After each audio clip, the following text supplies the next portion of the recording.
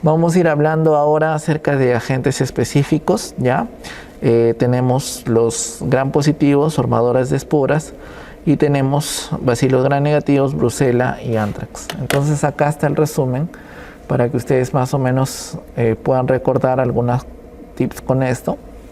Si forma esporas, Clostridium difficile, por ejemplo, ¿no? Usualmente en Clostridioides difficile, que vamos a recordar que son de transmisión fecal-oral, son colonizadores usualmente en tracto gastrointestinal, y uno se recuerda de colitis por Clostridium cuando lógicamente escuchas que el paciente puede estar con larga estancia de antibióticos, que es la principal causa. Entonces, ¿qué antibióticos se relacionan más con la aparición de Clostridium difficile? Por ejemplo, la clindamicina, ¿no? Es uno de ellos. No es el único, pero es uno de los que más se asocian. Entonces, ¿cómo va a venir el paciente? Va a venir con dolor abdominal, puede tener diarreas. Las diarreas te pueden venir con sangre, ¿no? Diarrea viene con sangre, viene con fiebre, dolor abdominal, puede terminar elevando la urea, la creatinina, hacen injuria y pueden terminar hasta en perforación. Eso es importante y es por eso que es temido justamente el Clostridium, ¿ya? Entonces, lo que pasa es que a nivel de las uniones epiteliales, a nivel colónico, se van haciendo una disrupción. ¿Y quiénes son los encargados de esto? Tanto la toxina A y la toxina B, ¿ya? Entonces, estas toxinas no son enterotoxinas que van a atraer a todos los neutrófilos y te van a producir una inflamación. Entonces se van a ver engrosamiento de todas estas paredes a nivel colónico, ¿no? Se engrosan bastante y eso produce la diarrea, usualmente que tiene sangre, es una diarrea inflamatoria, ¿ok? La sensibilidad de las toxinas usualmente a veces no es muy alta, por eso es que nosotros pedimos PCR, ¿ya? ¿Cuál es el tratamiento de elección hoy en día para una colitis por Clostridium difficile? Tenemos dos tratamientos. Uno es vancomicina vía oral y el otro es metronidazol. Para casos leves o moderados podrían ir con vanco vía oral que no se absorbe en el lumen o metronidazol endovenoso. Solamente damos en el caso de pacientes que tienen complicaciones mucho más extensas, ¿no? Banco endovenoso, es decir, si es una colitis que ya está con algún signo adicional. Y para evitar recaídas, ¿ya? Uno de los mejores fármacos es la fidaxomicina. No sé si eso es lo que me han querido escribir por el chat, pero es fidaxomicina, ¿ya? Que es un derivado macrólido nuevo. Entonces, la que mejor evita recaídas es esta medicación, fidaxomicina. Clostridium perfringens es otro agente formador de esporas, ¿no? Usualmente lo van a recordar porque son irregulares. Es un agente que es beta hemolítico, ¿ya? Es decir, tiene hemólisis completa.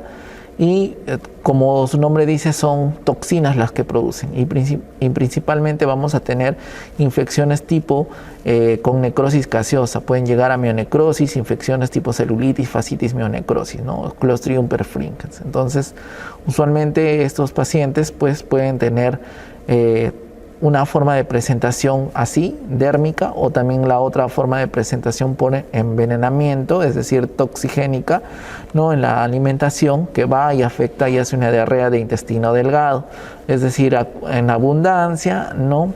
Con dolor abdominal, acuosa, ya no es con sangre, y usualmente en Clostridium, como son esporas las que se producen, simplemente no le damos antibióticos. Acá es rehidratación y es una enfermedad que se puede autolimitar. En cambio acá, en la infección, en la mionecrosis, pues esto definitivamente es de hibridación, darle antibióticos y manejo quirúrgico principalmente. Acuérdense que son formadores por las alfa-toxinas, son las que te dan esta preponderancia para hacer necrosis y gas. Clostridium tetani, no tenemos una forma de, como ven acá en una raqueta de tenis, ¿no? Son sensibles a oxígeno y estas esporas pueden sobrevivir en todo el ambiente, ¿no? Ahora, lo ideal es que se puede, en estos pacientes, si tienen una afección dérmica, lo que nosotros vamos a ver es la actividad de metronidazol. Cuando les pregunten qué fármaco antibiótico tiene actividad antitoxina, de todos ellos se utiliza el metronidazol. Y en este caso, si es una lesión dérmica, ¿no? Usualmente van a tener el antecedente del clavo contaminado, pisó, ¿no? Por ahí alguna lesión, tienen que ir con su vacuna, ¿no? Toxina. En este caso, la antitoxina tetánica, si es que nunca ha recibido, o si no, su refuerzo en este caso, y vacuna antitetánica también, si es que es un primer episodio en alguien que ya ha sido vacunado o tiene vacuna previa, ¿no? Un refuerzo se le puede poner. Las enzimas, las toxinas involucradas, por ejemplo, cuando ya el caso se vuelve más sistémico, tenemos casos de tétanos localizado y los tétanos que ya van y ven todas estas manifestaciones, ¿no? Parálisis espástica, tenemos opistótonos, ¿no? Y miren ustedes cómo es la extensión. Es producido por dos toxinas, una la tetanoespasmina y otra que es la tetanolicina. Usualmente esta tetanoespasmina se encarga de bloquear la liberación de los neurotransmisores que son inhibidores, ¿no? Si usualmente se inhibe que uno esté así, pues con inhibiendo estos neurotransmisores que van por el GABA, la ruta inhibitoria, prácticamente se va a dar un estado de hiperexcitación y por eso vamos a tener estas presiones tanto tetánicas, podemos tener manifestaciones en los niños en neonatos que no están utilizándose bien el clampaje del cordón umbilical, estas formas de presentación, ¿no? Que llegan a un tétanos neonatal.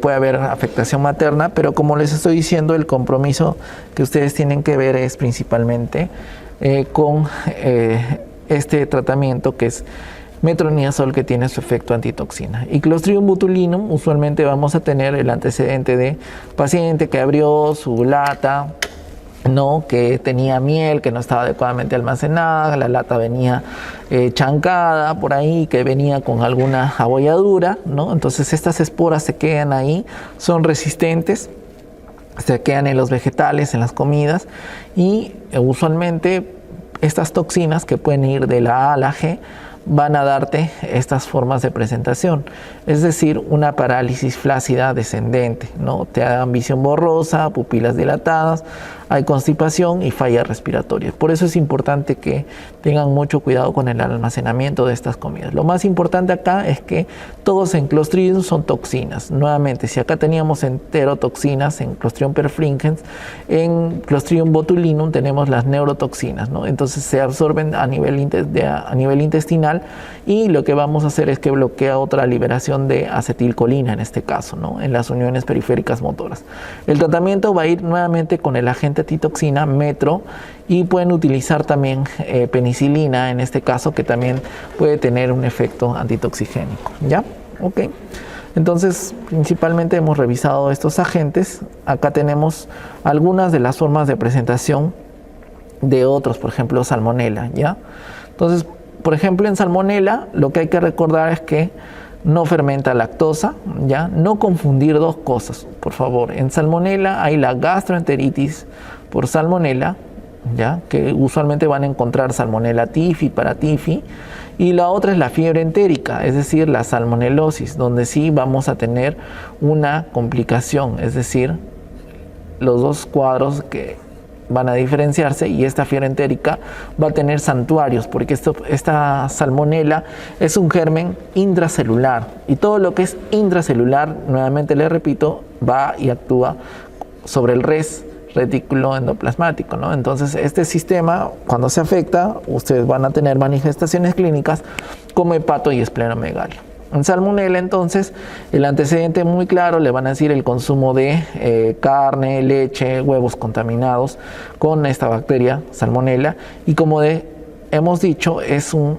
patógeno intracelular facultativo, ¿ok? Entonces, usualmente lo que produce es las cuadros de gastroenteritis, que, bueno, uno puede tener formas, ¿no? En este caso, que inducen a náuseas, vómitos, diarrea, ¿no? Miren que acá sí son gastroenteritis porque dan diarrea. En cambio, en fiebre tifoidea usualmente no hay diarrea, más bien hay estreñimiento, ¿ya? Estos cuadros de gastroenteritis no son los mismos que en cuando hay bacteremias. Ahora tenemos bacteremias en pacientes muy niños o adultos mayores o pacientes VIH. Pueden ser bacteremias recurrentes por Salmonella typhi o no typhi, ¿ya? Y pueden tener algunas localizaciones, es decir, pueden tener endocarditis por Salmonella, pueden ser una una artritis séptica también por Salmonella, ¿ya? Entonces son importantes esas presentaciones. En pacientes que tienen drepanocitosis también es importante recordar el concepto de bacteremia por Salmonella. El tratamiento de elección siempre van a ser las quinolonas o las cefalosporinas para lo que es Salmonella, ¿ok? Fiebre tifoidea, tienes esta presentación. Recordar que ya me hemos dicho que son fiebres persistentes y estas fiebres usualmente van a tener semanas en la evolución. Es decir, hoy día, si estamos en una primera semana, en una primera fase, segunda, tercera y cuarta, ¿no? En Salmonella. En Salmonella, en la primera fase vas a tener un cuadro febril, ¿no? Usualmente en la segunda puede haber una complicación que es una hemorragia gastrointestinal, ¿no? Una hemorragia gastrointestinal. En la tercera puede haber perforación intestinal, ¿no? Y en las complicaciones a partir de la cuarta es donde vemos ya los santuarios de Salmonella. ¿Cuáles son los santuarios en Salmonella? 1, le gusta quedarse en próstata. 2, le gusta quedarse en vesícula biliar. 3, le gusta quedarse en médula ósea. Es por eso que como son intracelulares, hay que darle agentes que tengan buena llegada a intracelular. Es decir, nuevamente lo repito, las quinolonas, ¿ya? Las quinolonas, ciprofloxacina o ceftriaxona serían la opción en estos casos. Entonces, usualmente nosotros acorde a los días de enfermedad que vamos a ir teniendo, vamos a ir desglosando porque en la primera semana, y el gol estándar es hemocultivos, lógicamente, es lo que nosotros tenemos que ver, hemocultivos. En la segunda semana ustedes pueden esperarse un resultado positivo en copro sobre todo, y en la tercera vamos a tener en un mielocultivo. ¿Ya? ¿Por qué les dijo mielo? Porque justamente uno de los santuarios es médula ósea y le gusta quedarse ahí. Y muchas veces cuando estos pacientes se presentan con FOD pueden tener esta forma de presentación, ¿ya? Entonces la salmonela en la orina también se puede aislar en primera y segunda orina.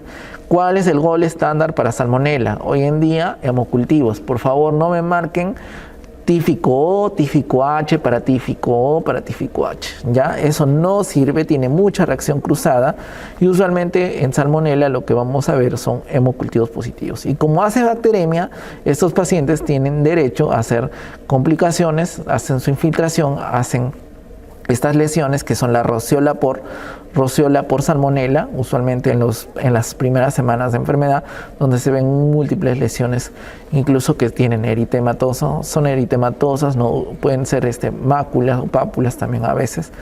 Hay esplenomegalia, replicación bacteriana, le gusta irse a hueso, hacen osteomielitis, como les estoy diciendo, hepatoesplenomegalia, y se quedan colonizando la vesícula biliar y al final pueden haber reactivaciones. Entonces, en salmonella ya hemos visto prácticamente estos hallazgos. Puede darte leucocitosis y eosinopenia también en estos casos. Shigella, lo que van a recordar clásicamente es la diarrea con sangre.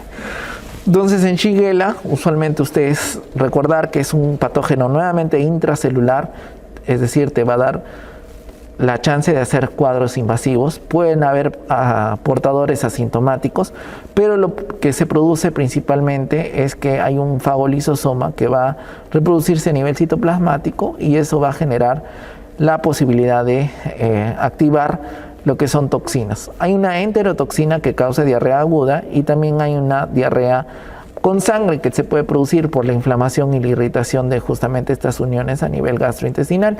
Entonces viene pus, dolor abdominal, borborismos, fiebre y uno encuentra una diarrea del tipo inflamatoria. La Shigella te puede dar este tipo de diarrea invasiva o la diarrea en este caso acuosa, ¿ya?